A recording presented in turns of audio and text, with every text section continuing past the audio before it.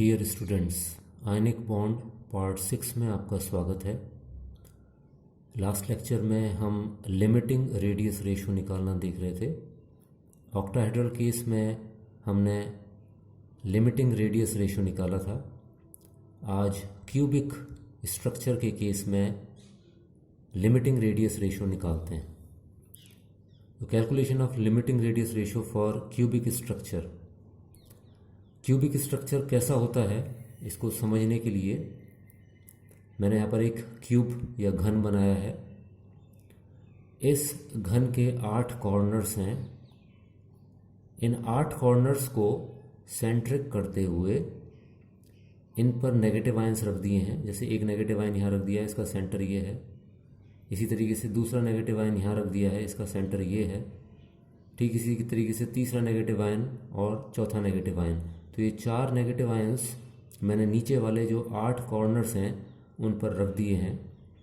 इसके अलावा इसी तरीके से 4 कॉर्नर्स पर रख दिए हैं। इसी तरीके से 4 कॉर्नर्स और ऊपर भी हैं। इन 4 कॉर्नर्स के ऊपर भी इसी तरीके से सेंट्रिक करते हुए अगर एक एक नेगेटिव आयन रख देंगे तो ये जो व्यवस्था है ये क्यूबिक स्ट्रक्चर हो जाएगी अगर इस क्यूब के सेंटर में, जो कि यहाँ कहीं बीच में होगा हवा में, वहाँ पर एक पॉजिटिव आयन रख दिया जाए। क्योंकि हम ये लिमिटिंग रेडियस रेशो कैलकुलेट करना चाह रहे हैं, इसलिए ये स्ट्रक्चर कुछ इस तरीके से होगा कि सभी नेगेटिव आयंस एक दूसरे को टच करेंगे, ये थोड़ा सा, और सभी नेगेटिव आयंस पॉजिटिव आयन को भी टच करेंगे। तो इस स्ट्रक्चर को यहाँ पर हाथ से बनाना थोड़ा सा डिफ़िकल्ट था। हमें सिर्फ विजुअलाइज करना है, महसूस करना है। मैंने कहा कि क्यूब के 8 कॉर्नर्स पर उन कॉर्नर्स को सेंटर मानते हुए नेगेटिव आयंस रखेंगे, यानी 8 नेगेटिव आयंस हो गए। और इस क्यूब के सेंटर में एक पॉजिटिव आयन रखेंगे। क्योंकि लिमिटिंग रेडियस रेशो निकाल रहे हैं, इसलिए ये व्यवस्था कुछ इस प्रकार होगी कि सभी नेगेटिव आयंस एक दूसरे को टच करें और सभी नेगेटिव आयंस पॉजिटिव आयन को भी टच करें। अगर मैं ऊपर के ये 4 नेगेटिव आयंस को हटा देता हूँ इस क्यूबिक स्ट्रक्चर में, और ऊपर से, इस क्यूब के ऊपर से हम इसको देखते हैं, तो कुछ व्यवस्था इस तरीके से दिखाई देगी।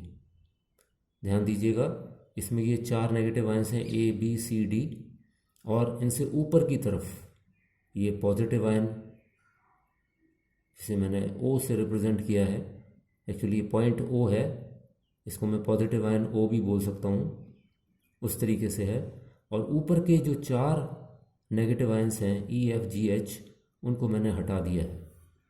इसी चीज़ को यहाँ पर भी हम समझ सकते हैं। यहाँ पर मैंने नेगेटिव और पॉजिटिव आयंस नहीं बनाए हैं, केवल मैंने नेगेटिव आयंस और पॉजिटिव आयंस को डिनोट करने वाले सिंबल बनाए हैं। जैसे कि ये एक नेगेटिव आयन है जिसका कि सेंटर A है, पॉइंट A, ये एक नेगेटिव आयन है इस तरीके से। ऐसे ये B हो गया, C हो गया, D हो गया। तो ये 4 नेगेटिव आयंस हैं जो कि इस क्यूब के नीचे वाली फेस पर मौजूद हैं। ऑफ कोर्स 3 डायमेंशनल स्ट्रक्चर्स हैं। और इसी तरीके से ये 4 E, F, G, H जो पॉइंट्स हैं, यहाँ पर भी 4 नेगेटिव आयंस हैं। और यहाँ सेंटर में बीच में जो O मैंने बना रखा है, ये सेंटर है पॉजिटिव आयन का, लिमिटिंग स्ट्रक्चर है। तो मैंने यहाँ पे क्या किया है कि E, F, G, H वाले जो नेगेटिव आयंस हैं उनको ऊपर से हटा दिया है, और ऊपर से मैं विजुअलाइज कर रहा हूँ या देख रहा हूँ, तो हमें कुछ इस तरीके से व्यवस्था दिखाई देगी कि A, B, C, D थोड़ा नीचे है और ये O या पॉजिटिव आयन इनके ऊपर बैठा हुआ है। इस व्यवस्था को हम लिमिटिंग स्ट्रक्चर बोलेंगे फॉर क्यूबिक स्ट्रक्चर। इस लिमिटिंग स्ट्रक्चर के लिए अब हम लिमिटिंग रेडियस रेशो निकालने का प्रयास करेंगे। इसको समझने की कोशिश करिएगा कि इस स्ट्रक्चर में मैंने AD लाइन को 2R माइनस कहा है। क्यों कहा है? क्योंकि मुझे मालूम है कि एक नेगेटिव आयन ये आ रहा है इस तरीके से, यहाँ पर देखें, और दूसरा नेगेटिव आयन ये आ रहा है। तो इस नेगेटिव आयन की R माइनस रेडियस है, इसी तरीके से इस नेगेटिव आयन की भी r माइनस रेडियस है, तो ये पूरी लेंथ हो जाएगी 2r माइनस, वही मैंने दिखाया है। तो AD 2r माइनस ये इसकी लेंथ हो जाएगी। ठीक इसी तरीके से DC भी 2r माइनस हो जाएगी, क्योंकि ये क्यूब है, तो क्यूब में अगर एक लेंथ पर्टिकुलर लेंथ है तो बाकी सारी लेंथ्स भी, यानी बाकी दो लेंथ्स भी सिमिलर हो जाएंगी। तो ये 2r माइनस है, ये भी 2r माइनस है, और AE भी 2r माइनस है। हमने क्या किया है कि ये OAP यानी जो पॉजिटिव आयन का सेंटर है उससे A नेगेटिव आयन के सेंटर तक एक लाइन खींची है, और O से हमने एक लंब डाला है, सीधा स्ट्रेट लाइन, जो P पॉइंट पर आके टकरा रही है। P पॉइंट को मैंने यहाँ पर दिखाना मुश्किल है, इसलिए मैं इसको यहाँ समझाने की कोशिश कर रहा हूँ कि P पॉइंट वास्तव में A और D के बीच में यहाँ पर नहीं है, बल्कि इससे थोड़ा सा अलग है। इस व्यवस्था में मैं अब OAP ट्राइंगल ले रहा हूँ। OAP ट्राइंगल में हमें मालूम है कि OA square is equal to OP square plus AP square, क्योंकि OA कर्ण है, ये लंब है, ये आधार है, ये बेस है, और ये हाइपोटेन्यूज है। तो हाइपोटेन्यूज का स्क्वायर इज इक्वल टू होता है बेस का स्क्वायर अपॉन लेंथ का स्क्वायर, तो वही मैंने यहाँ पर बताया है। तो OA square is equal to AP square and OP square.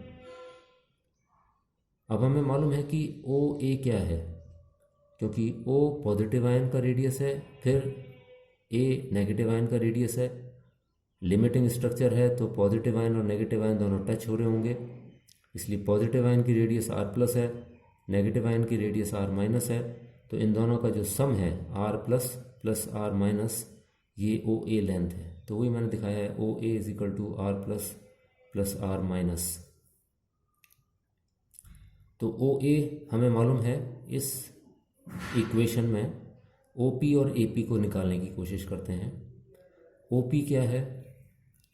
OP इस क्यूब के सेंटर से और इस फेस के सेंटर तक, नीचे वाली फेस के सेंटर तक की लेंथ है। हमें मालूम है कि जो ये कंप्लीट लेंथ है क्यूब की, इस लेंथ की ये आधी लेंथ होगी। क्योंकि यह आधी लेंथ है तो हम कह सकते हैं कि AE हाफ AE OP के बराबर होगा। तो OP is equal to half AE, जो कि r माइनस होगा, क्योंकि AE 2r माइनस है और हाफ AE का मतलब है r माइनस, तो केवल r माइनस हो गया। तो OP की वैल्यू भी हमारे को इवेल्युएट हो गई। अब देखें AP की वैल्यू क्या है। तो AP की वैल्यू कैलकुलेट करने के लिए यहाँ पर बताया हुआ है AP is equal to half AC। AP is equal to half of AC। ये AC कंप्लीट लेंथ है, जो कि AC और D जो ये ट्राइंगल है इसका हाइपोटेन्यूज है, और ये दो लेंथ्स हैं, किसी एक को बेस मान सकते हो, दूसरे को लेंथ मान सकते हो। तो AC हाइपोटेन्यूज है या कर्ण है, और उसका जो आधा है वो है AP। तो अब हम ये AP निकालने की कोशिश करेंगे इस ट्राइंगल के थ्रू। तो हमें मालूम है कि from triangle ADC AC square is equal to AD square plus CD square. AC square जो कि हाइपोटेन्यूज है, सबसे बड़ी लेंथ है, is equal to AD square plus CD square.